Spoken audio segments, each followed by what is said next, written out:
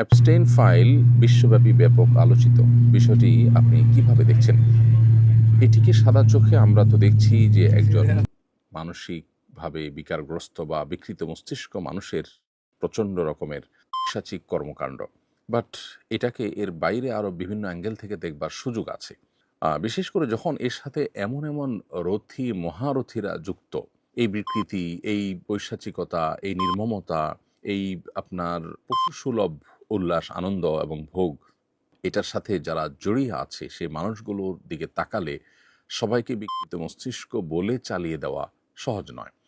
দ্বিতীয়ত, এই ব্যক্তি অ্যাবস্টেইনের বিভিন্ন বক্তব্য, তার বিভিন্ন সময় সাক্ষাৎকার এবং তার উপর অল ওভার যে ফলো আপ, সেটির সামারিতে এসে নিশ্চিন্তে বলা যায় বা নির্দ্বিধায় বলা যায় যে এটা মূলত শয়তান পুজো যারা করে তাদের রিচুয়ালের অংশ।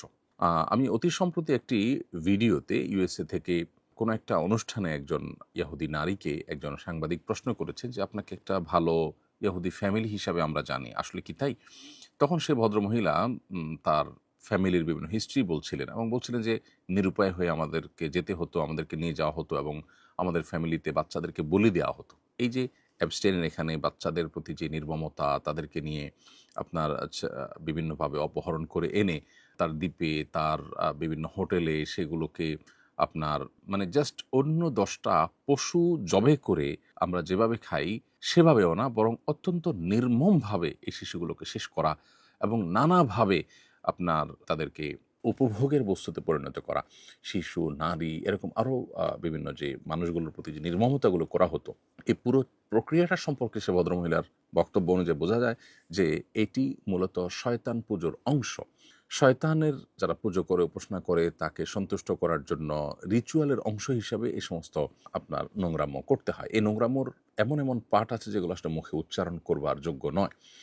সেই জিনিসগুলো তারা করতো এবং বিশ্বের ক্ষমতাধররা, বড় বড় প্রভাবশালী ব্যক্তিরা দিন শেষে এই সমস্ত রিচুয়ালের মধ্য দিয়ে তারা পার হয়। এখানে এই যে ইহুদি ফ্যামিলির যে মহিলার সাক্ষাৎকার এবং আপনার অ্যাবস্টেইনের যে বিভিন্ন সময় সাক্ষাৎকার বা তার যে লাইফস্টাইল বা তার যে পুরো কার্যক্রম, এটা ফলো আপ করলে বোঝা যায় যে শিশুদেরকে বলি দেওয়া কত নির্মমভাবে কে বলে দিতে পারছে এবং নারীদের প্রতি কত নির্মম কে হতে পারছে অপহরণ করে, এবং আপনার ঐতিহাসিকতা কতটা করতে পারছে, এর উপরে শয়তানের সন্তুষ্টি অনেকটা নির্ভর করে। আল্লাহ যে মানুষকে সতর্ক করেছে শয়তানের ব্যাপারে এবং বারবার করে শয়তান থেকে আমাদেরকে সাবধান থাকতে বলেছে, এবং শয়তানকে সন্তুষ্ট করে শয়তানকে আল্লাহ তাআলা, শয়তান আল্লাহ সৃষ্টি, তাকে তার বিশেষ কিছু পাওয়ার আল্লাহর তরফ থেকে দেওয়া আছে, এটা পার্ট অফ এক্সাম, পরীক্ষার অংশ। সেই জায়গা থেকে শয়তান থেকে দূরে থাকার যে সতর্কীকরণ দীর্ঘদিন থেকে বা মানব সৃষ্টির শুরু থেকে আল্লাহ তাআলা আমাদেরকে নবী রাসূলদের মাধ্যমে করেছেন, সেটি আবারও আমাদের কাছে অত্যন্ত বাস্তবসম্মত এবং এবং আবারও সেটা আমাদের জীবনের সাথে খুবই রিলেভেন্ট যে সেটি প্রমাণ হলো। আর এর সাথে পশ্চিমা দুনিয়া যে আমাদেরকে নারী অধিকার, শিশু অধিকারের যে সমস্ত সবক টবক শোনা, এগুলো যে সবগুলোই তাদের বাণিজ্যের অংশ, এগুলো সবগুলোই যে ধোঁকা, এবং আমাদেরকে বিনোদনের নামে আমাদের যে রিচুয়াল আছে আল্লাহর সাথে কানেক্টেড হওয়ার, আল্লাহর পাওয়ার দ্বারা প্রভাবিত হওয়ার এবং শক্তিশালী হওয়ার, আমাদের দুনিয়া এবং আখিরাতে কল্যাণ এর অধিকারী হওয়ার, সেই রিচুয়ালগুলো থেকে আমাদেরকে দূরে সরাবার জন্য এই ধর্মীয় বিষয়গুলোকে হাস্যরসের উপহাসের বিষয় পরিণত করেছে এবং বিনোদনের নামে যে সমস্ত আইটেম আমাদেরকে দিয়েছে এগুলো সবগুলো মূলত শয়তানের রিচুয়াল এবং শয়তানকে সন্তুষ্ট করার আইটেম। সেগুলো দিয়ে তারা আমাদের যে আধ্যাত্মিকতা, আমাদের যে আধ্যাত্মিক শক্তি, সেটাকে ধ্বংস করছে।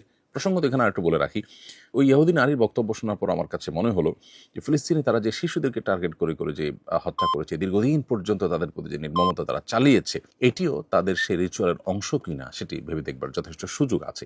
কারণ শয়তানকে সন্তুষ্ট করবার জন্য যে শিশু বলি থেকে নিয়ে যত রকমের আয়োজন আছে, এমনকি ওই যে ভদ্রমহিলার বক্তব্যে শুনছিলাম যে এমনও হয় যে পারিবারিকভাবে প্ল্যান করে বাচ্চা গর্ভে ধারণ করা হয় এবং আশপাশের মানুষকে বুঝতে দেওয়া হয় না, ওই বাচ্চা মূলত শয়তানকে সন্তুষ্ট করার জন্য বলি দেওয়া হবে, এটাই থাকে উদ্দেশ্য এবং সেটি দেয়া হয়।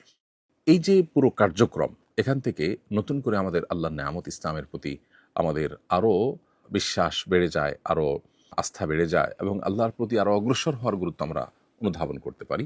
আমাদের কাছে ঝকঝকে তকতকে যে আপনার কালচার উপস্থাপন করা হয়ে থাকে, এগুলোর পেছনে যে কমার্শিয়াল ধান্দা আছে, এগুলোর পেছনে যে তাদের শয়তানি ধান্দা আছে, এগুলোর পেছনে যে আমাদেরকে থামিয়ে দেওয়ার প্রচেষ্টা আছে, সেটি বোঝার জন্য আসলে পণ্ডিত হওয়ার দরকার নেই। অতএব অ্যাবস্টেইনের এই ফাইলটা শুধুমাত্র, এই ফাইল যেটি উন্মুক্ত হয়েছে এর মাধ্যমে যে সমস্ত ঘটনাবলী আমাদের সামনে উঠে আসছে এগুলো, বা তার যে নির্মমতাগুলো ছিল এবং তার সাথে যারা বড় বড় রথী মহারথীরা আছে, এদের যে কানেকশন পাওয়া যায়, এগুলো শুধুই মানবিক বিকৃতি, মানসিক বিকৃতির বিষয় নয়, বরং এর সাথে শয়তান তুষ্টির বিষয় জড়িয়ে আছে।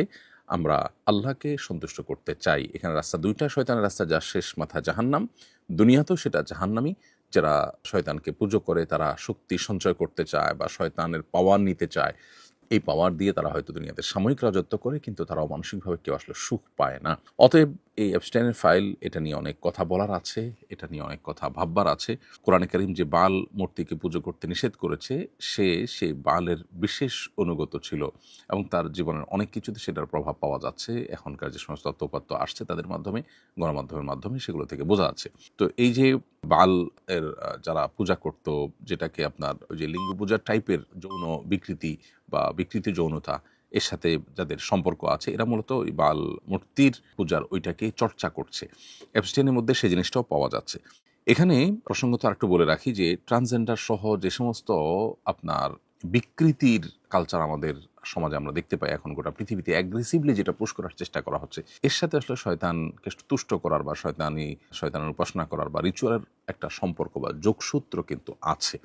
অতএব পুরো বিষয়টা আসলে অনেক বড় খেলার ব্যাপার। আগামীর পৃথিবী এটি যতটা না অস্ত্রের যুদ্ধের পৃথিবী, তার চাইতে বেশি হবে আপনার স্পিরিচুয়াল যুদ্ধের পৃথিবী।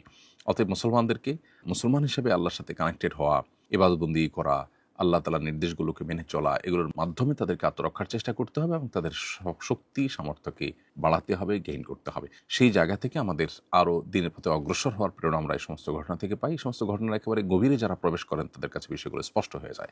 আল্লাহ তাআলা আমাদেরকে শিক্ষা গ্রহণ করার তৌফিক দান করুন এবং এই সমস্ত নির্মমতা বন্ধ হোক। বাংলাদেশে যারা নারীবাদের মুখোশ পরে বসে আছেন, যারা শিশু অধিকারের সবক শুনান সকাল বিকাল, এই সমস্ত ঘটনা কিন্তু তাদের তেমন কোনো নড়ে চড়ে বসা বা তেমন কোনো উদ্যোগ বা তাদের